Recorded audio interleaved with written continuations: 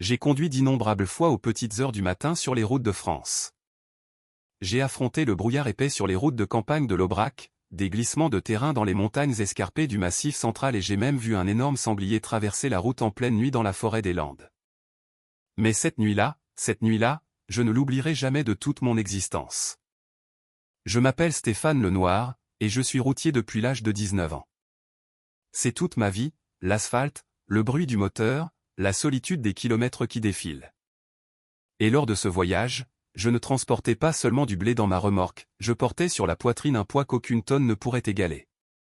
Ma fille Manon, âgée d'un accent grave peine 9 ans, était à l'hôpital à Lyon, plongée dans le coma après une chute étrange et inexpliquée à la maison.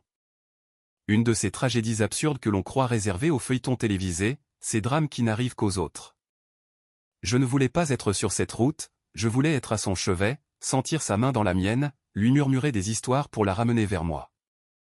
Mais mon patron avait été d'une clarté glaciale. Livre cette cargaison, Stéphane, ou ne prend même pas la peine de revenir.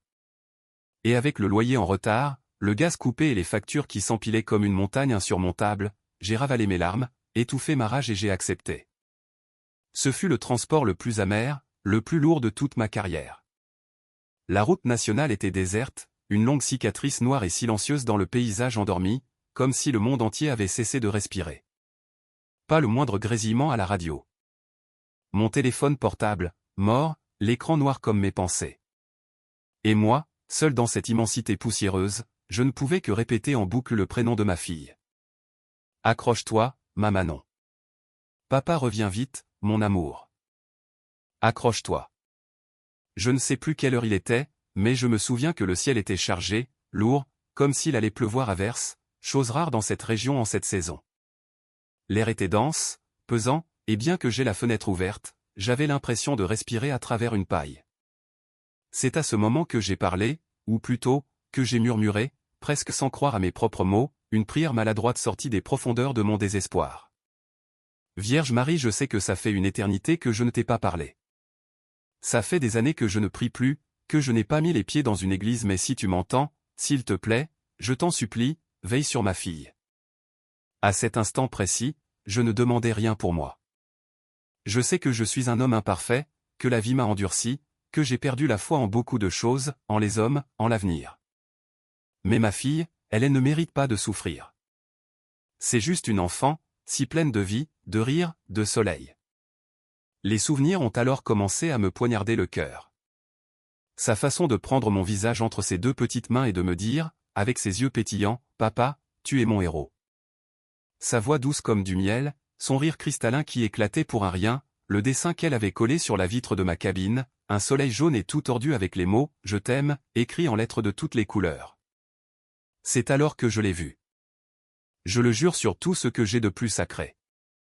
Je l'ai vu. Juste après un virage serré, sur le bas-côté, il y avait quelqu'un. Une femme. De loin, elle semblait couverte d'un long manteau d'un bleu clair, presque lumineux dans l'obscurité. Son voile blanc flottait légèrement avec la brise, mais elle restait parfaitement immobile. Elle était là, sereine, comme si elle m'attendait. Mon cœur s'est emballé, battant à tout rompre contre mes côtes, un tambour fou dans le silence. Mes bras se sont glacés. J'ai écrasé la pédale de frein avec une force paniquée.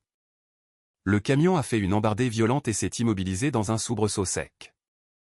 Le moteur a rugi une dernière fois, puis s'est tu. Bon sang de bonsoir? Je suis resté là, pétrifié, regardant dans mon rétroviseur, incapable de croire ce que mes yeux voyaient. Elle était toujours là, debout, seule, au milieu de nulle part. Elle ne faisait pas de signe, elle ne s'enfuyait pas. Elle me regardait, simplement.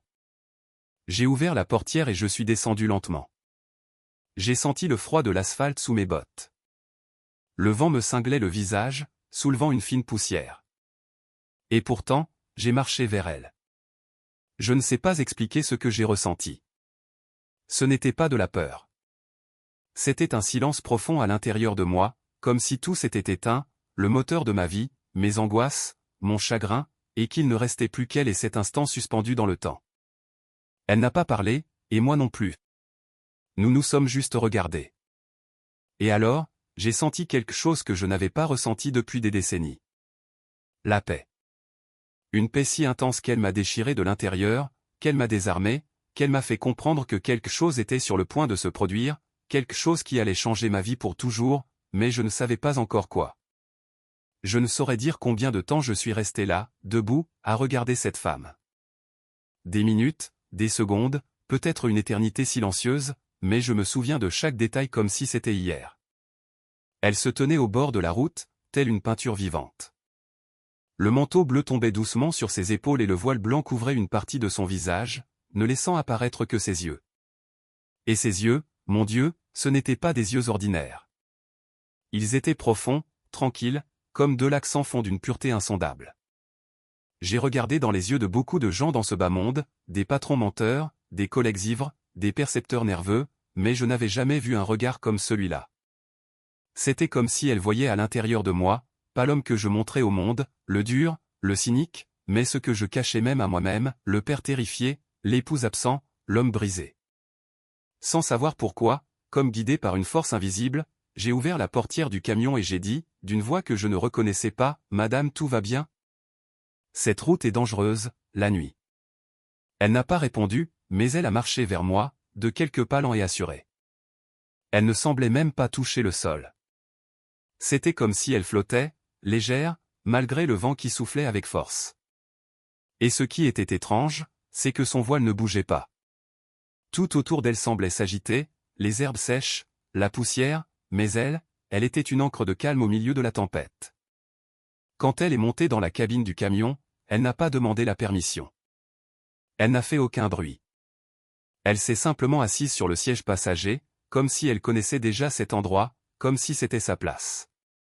Et moi, comme un automate, les mains tremblantes sur le volant, j'ai redémarré le moteur, sans savoir quoi faire ni quoi dire. Le silence à l'intérieur de la cabine était absolu, mais pas inconfortable. C'était un silence plein, rempli de sa présence, rempli de quelque chose de sacré que je ne comprenais pas.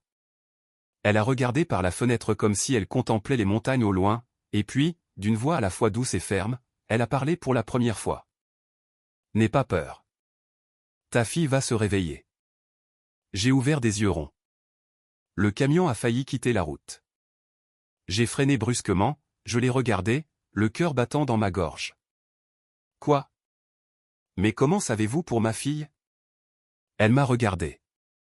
Elle n'a pas souri, mais il y avait une tendresse infinie dans chaque ligne de son visage.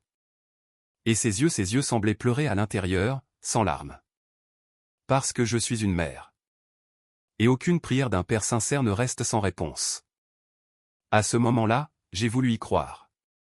J'ai voulu y croire de toutes mes forces, mais une partie de moi, la partie endurcie, résistait.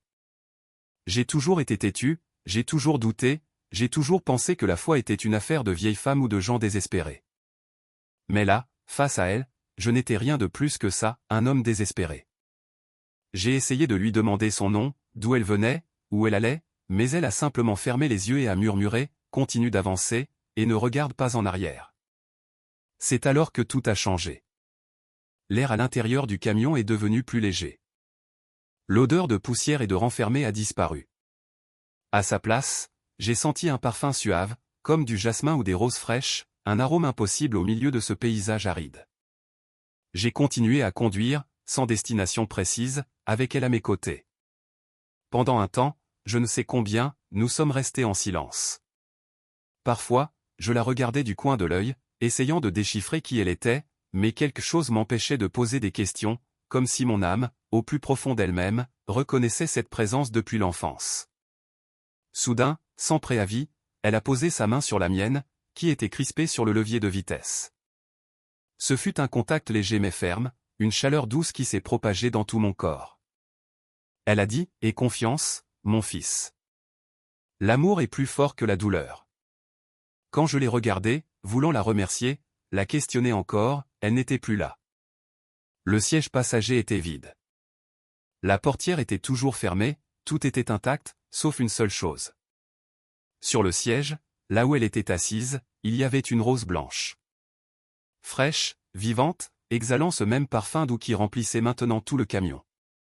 À cet instant, je l'ai su. Pas avec ma tête, mais avec mon cœur. J'avais reçu une visite du ciel. Je suis resté là, la main sur le volant, les yeux fixés sur le siège vide. La rose blanche tremblait encore légèrement avec le mouvement du camion fraîchement freiné, comme si quelqu'un venait de se lever. Ma poitrine me faisait mal, mais ce n'était pas de la tristesse. C'était une douleur différente, une douleur heureuse, si tant est que cela existe.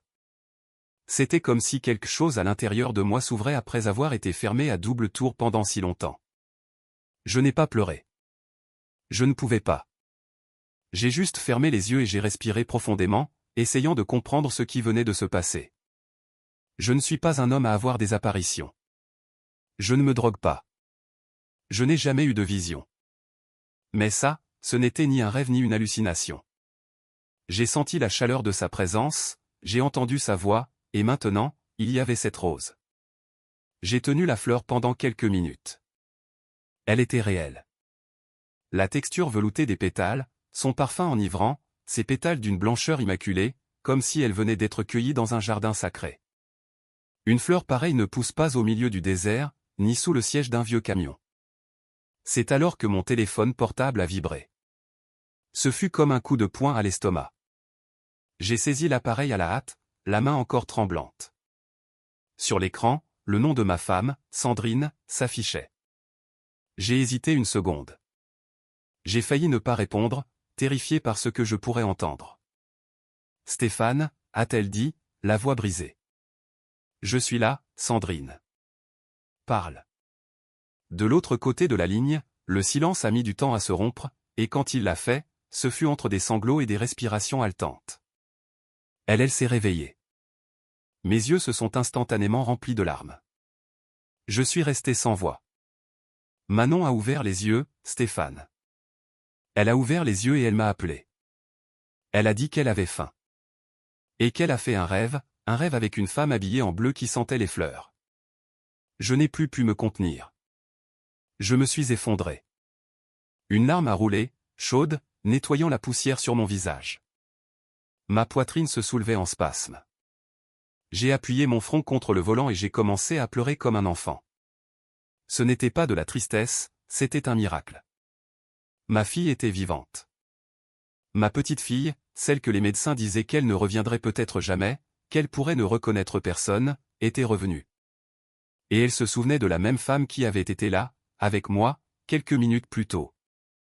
Ce n'était pas une coïncidence. J'ai coupé le moteur, je me suis garé sur le bas-côté, et je me suis agenouillé sur la terre, là, au milieu de la route, seul sous le ciel obscur. Et pour la première fois depuis des années, j'ai prié à voix haute, sans honte, sans peur. Merci, Sainte Vierge, merci.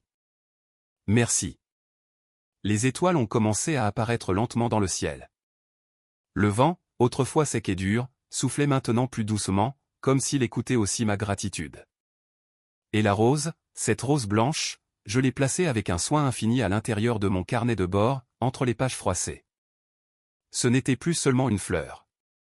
C'était un signe, une preuve. Je suis retourné au camion, j'ai remis le contact et j'ai repris la route, avec un autre cœur. Je devais encore livrer ma cargaison, mais maintenant, j'avais la paix. Pour la première fois depuis longtemps, je sentais que je n'étais pas seul. La route était toujours la même, les virages, les nids de poules, l'obscurité, mais à l'intérieur de moi, tout avait changé. Cette nuit-là, un miracle s'est produit, et je n'avais aucun doute sur l'identité de celle qui m'avait rendu visite. Après cet appel, après ces larmes au bord du chemin, je n'étais plus le même homme. J'ai conduit jusqu'à ma destination finale comme dans un état second.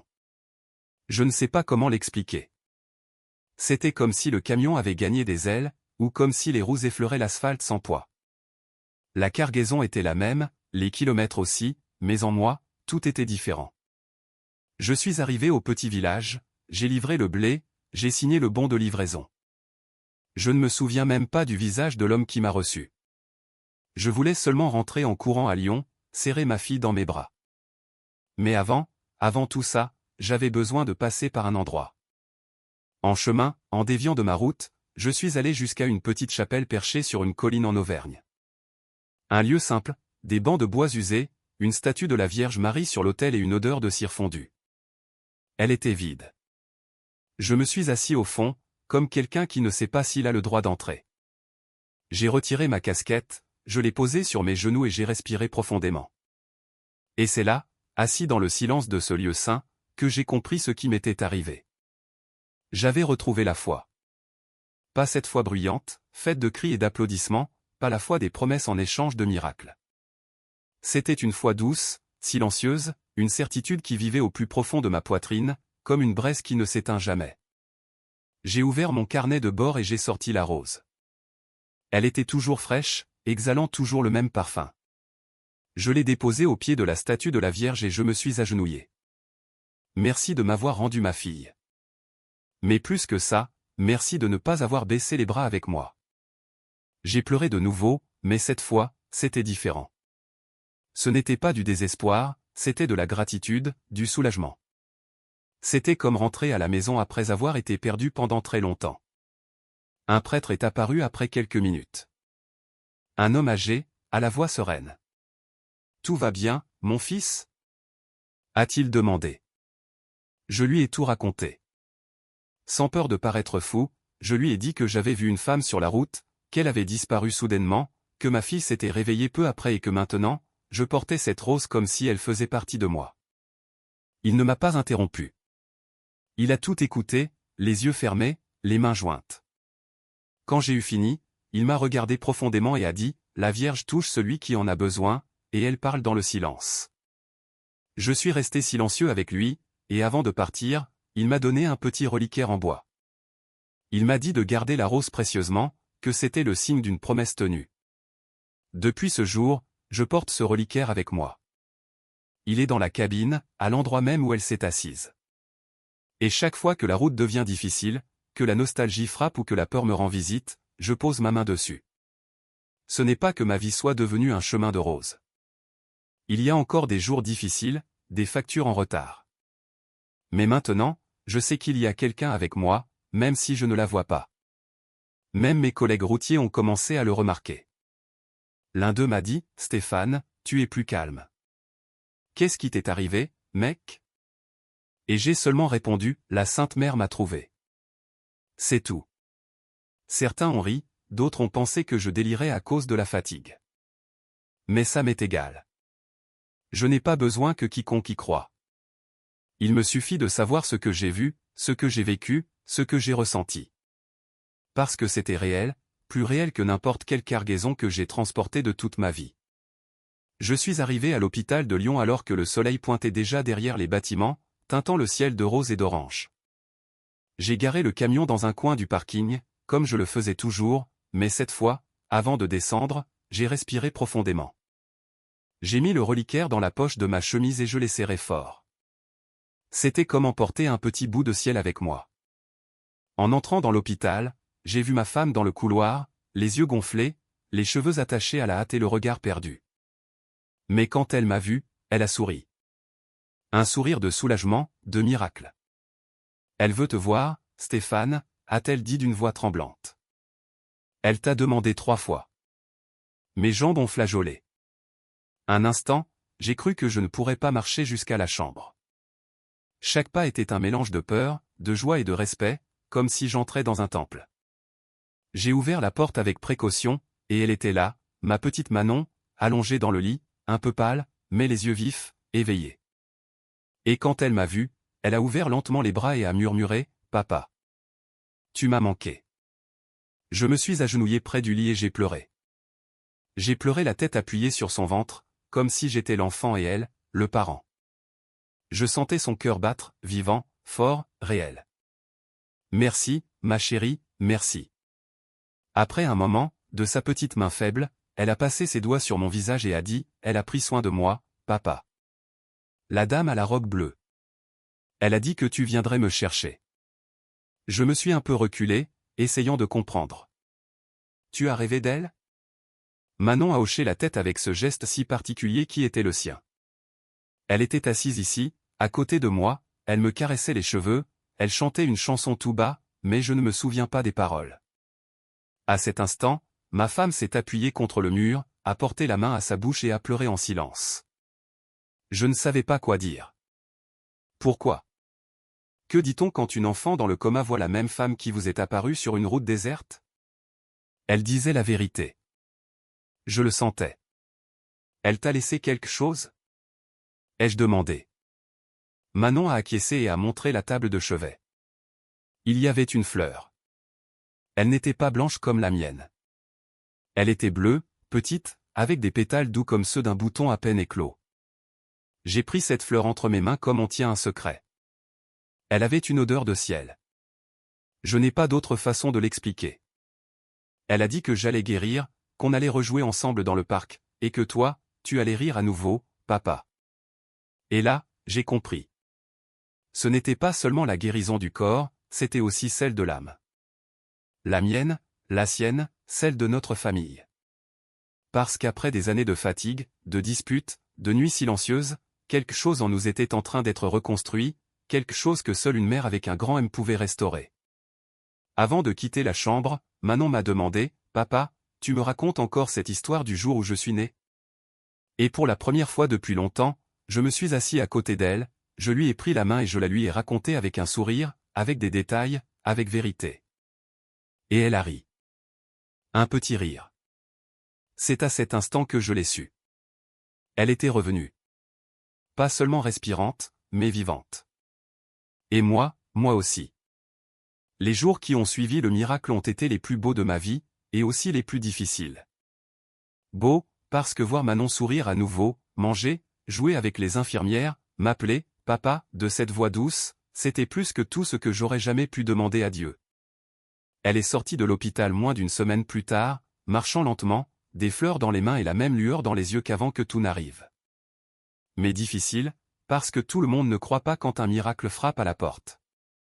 Je voulais le raconter à tout le monde. Je voulais crier au monde entier, « J'ai vu la Vierge Marie ». Elle m'a répondu. Elle a guéri ma fille. Mais il a suffi de le dire à voix haute une première fois pour que les regards commencent. Des regards de doute, de moquerie, de ceux qui pensent que vous êtes devenu fou.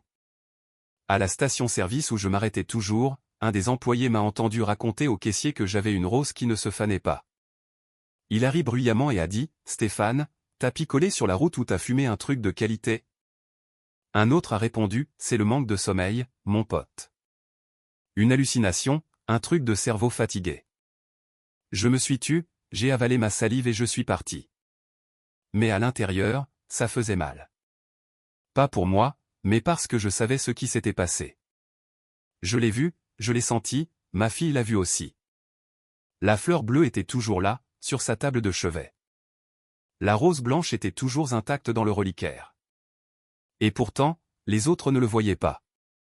On apprend depuis l'enfance que la foi ne s'explique pas, mais ça fait mal quand on essaie de vous l'arracher des mains comme si c'était de la folie. C'est ma femme, Sandrine, qui m'a soutenu. Laisse-les parler, Stéphane. La Sainte Vierge t'a choisi. Tout le monde ne peut pas comprendre. Malgré tout, il était inévitable que je me referme un peu. J'ai arrêté de parler du sujet. Je gardais la rose comme un trésor caché. Je la touchais avec respect quand j'étais seul dans mon camion, à la fin d'une journée. Là, je pouvais être qui j'étais vraiment, un homme qui avait été touché par le ciel. Un jour, un ami routier, Nicolas, m'a invité à prendre un café sur une aire d'autoroute. Nous nous sommes assis sous une bâche improvisée, le vent soulevant la poussière et une odeur de diesel. Il m'a regardé avec sérieux et a dit, « On dit partout que tu deviens fou, mais moi, je veux savoir la vérité. Tu l'as vraiment vu ?» Je l'ai regardé dans les yeux et je n'ai pas hésité. Je l'ai vu. Et même si le monde entier me traite de fou, ça ne changera rien. Il est resté silencieux, a remué son café pendant quelques secondes, puis il a sorti un chapelet de sa poche et l'a posé sur la table. « Alors tu me réapprends à prier ?» À ce moment-là, tout a pris son sens. Il ne s'agissait pas de convaincre qui que ce soit, il s'agissait de toucher les cœurs, un par un, en silence, par le témoignage. Cette même semaine, je suis retourné assister à la messe dans la petite chapelle du quartier. Je me suis assis au fond, sans attirer l'attention. Je voulais juste écouter. Le prêtre m'a vu, et sans que je dise rien, il m'a invité à allumer un cierge sur l'autel. Pendant que la flamme tremblait, j'ai fermé les yeux et j'ai remercié. Sainte Mère, ne me laissez pas vaciller. Même quand ils se moqueront, que je reste ferme, parce que maintenant je sais que je n'ai jamais été seul. La foi, j'ai découvert, est comme un chemin de terre plein de nids de poules, de poussière et de soleil brûlant. Mais c'est là qu'on trouve les miracles. Et moi, j'ai trouvé le mien. La vie a repris son rythme, doucement, avec précaution, comme quelqu'un qui réapprend à marcher après avoir été longtemps alité. Manon est retournée à l'école. Sandrine a recommencé à sourire plus souvent et à monter un petit stand de galettes devant la maison. Et moi, je suis retourné sur la route. Mais quelque chose en moi avait changé. Conduire n'était plus seulement un travail, c'était une mission. Je me sentais protégé, choisi, et en même temps, responsable de quelque chose de plus grand. Seulement, la foi, quand elle grandit, est aussi mise à l'épreuve. Tout a commencé avec les factures. Le paiement du transport a été retardé. L'embrayage du vieux camion a lâché. Le loyer était dû. La nourriture a commencé à manquer, et je me suis retrouvé de nouveau sans sol ferme sous les pieds. Un soir, Sandrine a posé les factures sur la table. Je les ai comptées et recomptées. Il manquait exactement 450 €, ni plus, ni moins. Cette nuit-là, quand tout le monde dormait, je suis allé dans la cabine de mon camion. Je me suis assis sur le siège conducteur, le reliquaire dans les mains, et je lui ai parlé comme un fils fatigué. Sainte Mère, je ne demande pas le luxe, juste le nécessaire. Montrez-moi que vous êtes encore avec moi. J'ai fermé les yeux. Je me suis endormi là, la tête appuyée sur le volant. Et c'est alors que le rêve est venu. Dans le rêve, j'étais de nouveau sur cette route déserte où tout a commencé. Mais cette fois, le ciel était clair, et il n'y avait pas de poussière, seulement de la lumière, beaucoup de lumière. Elle est apparue au sommet d'une colline. Elle portait le même manteau bleu, mais cette fois, elle avait des fleurs dans les mains, des sourires dans les yeux, et elle m'a parlé comme une mère parle à son fils, et confiance, mon fils. Tout ce dont tu as besoin est déjà en chemin. Je me suis réveillé avec le soleil qui filtrait à travers le pare-brise. La chaleur commençait déjà à chauffer le siège, mon cou était endolori, mon dos se plaignait, mais mon cœur était léger. En sortant du camion, j'ai remarqué une enveloppe jaune coincée sous l'essuie-glace. J'ai pensé que c'était de la publicité, mais je l'ai prise. Il était écrit « Pour le routier de la foi ».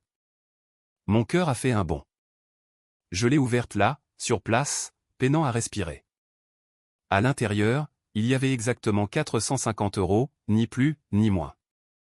Avec l'argent, une note, la Vierge écoute ce qui vient du cœur. Mes mains tremblaient, mes jambes se sont dérobées. Je me suis assis sur le trottoir, regardant l'enveloppe, ressentant un mélange d'émerveillement et de gratitude. Personne n'a jamais su qui l'avait laissé là. Aucune caméra ne l'a capté, aucun voisin ne l'a vu. Mais moi, je le savais. Au plus profond de mon âme, je le savais. C'était un signe, un autre cadeau, un autre message, un autre miracle. Je suis rentré à la maison en silence. J'ai donné l'argent à Sandrine sans explication. Elle a compris. Elle n'a pas posé de questions. Elle m'a juste serré fort dans ses bras, comme on serre quelqu'un qui revient de la guerre. Ce soir-là, j'ai allumé un cierge à la Vierge dans la petite chapelle du quartier et je suis resté là, debout, les mains sur la poitrine, les yeux fermés, sans mots. Car parfois, la foi n'a pas besoin d'être dite, seulement d'être vécue. Et à cet instant, je l'ai compris. Elle ne m'abandonnerait jamais. Après cette enveloppe, quelque chose a définitivement changé en moi. À chaque nouvelle aube, je me réveillais avec une certitude plus grande que ma vie n'était pas seulement la mienne, que quelqu'un là-haut marchait avec moi et que mon chemin, aussi plein de virages et de nids de poules soit-il, était désormais guidé par des mains invisibles et sacrées. C'est Sandrine qui m'a donné le chapelet. Un jour, avant que je ne parte pour un autre voyage, elle est apparue à la porte avec un sourire timide et quelque chose d'enveloppé dans un tissu blanc. Elle l'a ouvert devant moi et a mis dans ma main un chapelet au grain sombre, fait à la main, avec une petite médaille de la Vierge Marie. C'était celui de ma grand-mère. Elle m'a dit un jour qu'il ne devait être donné qu'à quelqu'un qui traverserait des déserts avec la foi. J'ai dégluti. Je n'ai rien dit. J'ai juste serré le chapelet fort et je l'ai accroché au rétroviseur de la cabine. Depuis, il se balance là, au rythme du camion et de la route, toujours au même endroit, me rappelant toujours qu'elle est avec moi. Et un jour, cela est devenu encore plus clair. C'était un dimanche, soleil éclatant, ciel dégagé. Je roulais sur le même tronçon de route où tout a commencé. Ce virage, ce paysage sec, cette solitude. Impossible de ne pas se souvenir. J'ai ralenti sans m'en rendre compte. Mon cœur s'est accéléré tout seul, et mes yeux ont commencé à chercher, comme s'ils espéraient encore la voir là, debout au bord de l'asphalte. Et c'est alors que c'est arrivé. Une lumière intense a envahi la cabine. Elle ne venait pas du soleil, ni d'aucun phare. C'était une clarté qui naissait de l'intérieur, remplissant tout. Le chapelet au rétroviseur s'est mis à bouger avec force, mais le vent était calme. La radio, éteinte, a émis un son doux, presque comme un murmure, et confiance.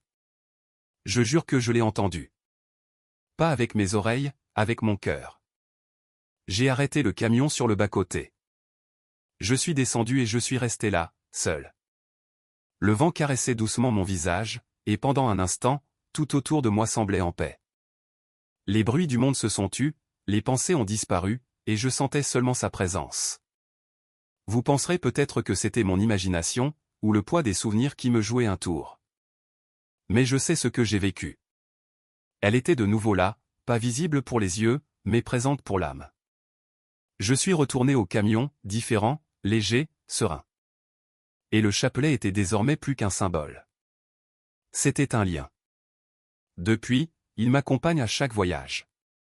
Quand la route devient dure, quand le sommeil pèse, quand la nostalgie serre le cœur, je le regarde et je me souviens. Elle est apparue une fois, et elle ne m'a jamais quitté. Je n'ai plus besoin d'autres signes, car je suis moi-même le signe que son amour atteint même celui qui avait tout perdu, jusqu'à la foi. Je n'ai jamais été doué avec les mots, j'ai toujours été plus du genre à écouter qu'à parler. Mais après tout ce que j'avais vécu, j'ai senti que je ne pouvais plus le garder pour moi seul. Ce n'était pas de la vanité, ni pour attirer l'attention.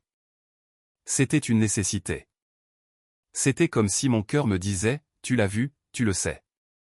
Maintenant, dis aux autres que c'est vrai. Tout a commencé un soir de messe dans la petite chapelle du quartier. J'étais assis au fond, comme d'habitude, la casquette à la main et le chapelet autour du cou. La flamme des cierges tremblait dans la brise du soir, et le prêtre parlait des miracles, pas des miracles spectaculaires, mais des petits, des quotidiens, des silencieux. Ma poitrine a commencé à brûler. Quand la messe s'est terminée, je me suis approché de lui, Père Jean. Je lui ai raconté mon histoire, calmement, sans exagérer, juste comme ça s'est passé. Il a écouté sans m'interrompre. À la fin, il a posé sa main sur mon épaule et a dit, « Tu dois raconter ça. Plus de gens ont besoin de l'entendre. » J'avoue que j'ai eu peur qu'on se moque encore de moi, qu'on doute de moi, mais il m'a rassuré. Il ne s'agit pas de convaincre, il s'agit de semer. La semaine suivante, j'ai accepté l'invitation à parler dans un groupe de prière. Juste une quinzaine de personnes, des femmes simples, des hommes fatigués, des jeunes silencieux. J'ai apporté le reliquaire avec la rose blanche et le chapelet autour du cou. Je me suis assis et j'ai commencé. J'ai parlé du voyage, du désespoir, de la femme sur la route, de sa disparition, de la fleur, du miracle de Manon, de la fleur bleue à l'hôpital, de l'enveloppe sur le pare-brise et du jour où j'ai entendu le murmure sur la route vide. Personne ne clignait des yeux. Certains pleuraient, d'autres serraient leur chapelet entre leurs doigts. Quand j'ai eu fini, une dame très âgée s'est levée, s'essuyant les yeux avec un mouchoir, et a dit « Merci de nous rappeler que la Sainte Vierge marche encore parmi nous. » Après ça, d'autres invitations ont commencé à arriver, des chapelles, des rencontres, des paroisses le long de la route. J'y allais simplement, sans chercher à attirer l'attention, toujours en chemise simple, la casquette à la main et le reliquaire dans la poche de ma chemise. À chaque endroit où j'allais, quelqu'un s'approchait de moi et disait « Mon fils aussi est malade. Mon mari a perdu la foi. Ma mère a rêvé d'une femme en bleu. » Et moi, j'écoutais seulement. Je ne suis pas devenu un prédicateur, je ne suis pas devenu un saint. Je suis toujours routier, je continue de payer des factures, j'ai toujours des jours difficiles. Mais maintenant, où que j'aille, je porte avec moi une certitude. La foi se propage comme une route sans fin. Une flamme en allume une autre. Un témoignage réchauffe de nombreux cœurs. Et si un homme comme moi, simple, dur, sceptique, a pu être touché par la mer du ciel, alors n'importe qui le peut. Un jour, un garçon de 12 ans s'est approché de moi après une rencontre. Il a dit que son père aussi était routier, qu'il était toujours fatigué, triste, et il m'a demandé, « Vous croyez que la Sainte Vierge peut lui rendre visite aussi ?» Je me suis accroupi. Je l'ai regardé dans les yeux et j'ai répondu, « Elle rend visite à celui qui l'appelle avec le cœur. Et parfois même à celui qui a oublié comment l'appeler. » Il a souri, et dans ce sourire, j'ai vu un reflet de ce que j'ai vécu avec ma fille. J'ai vu le miracle continuer. 5 ans ont passé depuis cette nuit sur la route. 5 ans depuis que j'ai vu une femme au manteau bleu, debout sur le bas-côté, m'attendant comme une mère attend le retour de son fils. 5 ans depuis que ma fille est revenue à la vie, et moi, à la fois. Aujourd'hui, Manon a 14 ans. Elle est plus grande que je ne l'aurais jamais imaginé. Elle aime la musique, écrit des poèmes et veut devenir infirmière, pour prendre soin des gens, comme la dame en bleu a pris soin de moi, comme elle le dit elle-même. Parfois, je l'entends prier seule dans sa chambre, non par obligation, mais par gratitude. Et cela me remplit d'une joie qui ne tient pas dans les mots. Sandrine a retrouvé son sourire dans les yeux. Elle tient son petit stand de galettes devant la maison et chante en cuisinant. Et moi, je suis toujours sur la route. Je n'ai pas quitté le camion, je n'ai pas changé de vie, mais tout s'est transformé. Aujourd'hui, chaque voyage est une prière. Le chapelet est toujours accroché au rétroviseur, se balançant au rythme du chemin. Le reliquaire avec la rose blanche m'accompagne dans la poche de ma chemise, près du cœur. Et chaque fois que je passe sur ce tronçon de route, je ralentis, je baisse la vitre, j'éteins la radio et je laisse le vent me caresser le visage comme la première fois. Je ne la vois plus, mais je la sens. Je la sens comme on sent la présence de quelqu'un qu'on aime, même les yeux fermés. Je n'ai plus besoin de la voir, parce que maintenant, je crois. Certains rient encore. Ils disent que j'ai tout inventé, que c'est le fruit d'un esprit fatigué. Mais ça ne m'importe plus. Parce que la vraie foi n'a pas besoin d'applaudissements. Elle est silencieuse, ferme, constante. J'ai raconté mon histoire dans des chapelles au bord des routes, dans des cours d'ateliers mécaniques, dans des réunions de routiers et même à l'intérieur des hôpitaux. Je ne parle pas bien, je n'utilise pas de mots compliqués. Je raconte seulement ce que j'ai vécu. Et ce que j'ai vécu m'a transformé. Aujourd'hui, quand quelqu'un me demande « Qui es-tu ?», je ne réponds plus seulement « Je suis routier ». Je dis « Je suis l'homme que la Sainte Vierge a trouvé sur la route ». Et ça, pour moi, ça vaut plus que n'importe quel titre. L'autre jour, Manon m'a demandé de l'emmener à la chapelle où tout a commencé. Nous sommes entrés, main dans la main. Elle a allumé un cierge, s'est agenouillée et est restée silencieuse. Puis elle m'a regardé et a demandé, « Elle écoute toujours, n'est-ce pas, papa ?» J'ai souri. Bien sûr que oui, ma chérie. Elle a toujours écouté. C'est nous qui avions oublié de lui parler. À ce moment-là, j'ai compris que la promesse qu'elle m'avait faite n'était pas seulement de guérir ma fille. C'était de me transformer, de me sortir de l'obscurité dans laquelle je m'étais moi-même enfermé, de me rappeler que l'amour d'une mère n'abandonne jamais ses enfants, même s'ils se perdent en chemin. Et maintenant, chaque fois que je prends la route, je regarde le rétroviseur et je fais une petite prière. Merci, Sainte Mère, pour chaque virage, pour chaque aube, pour chaque tournant que la vie a pris. Parce qu'aujourd'hui, plus que jamais, je sais, la foi est une route, et la Vierge marche toujours aux côtés de celui qui croit.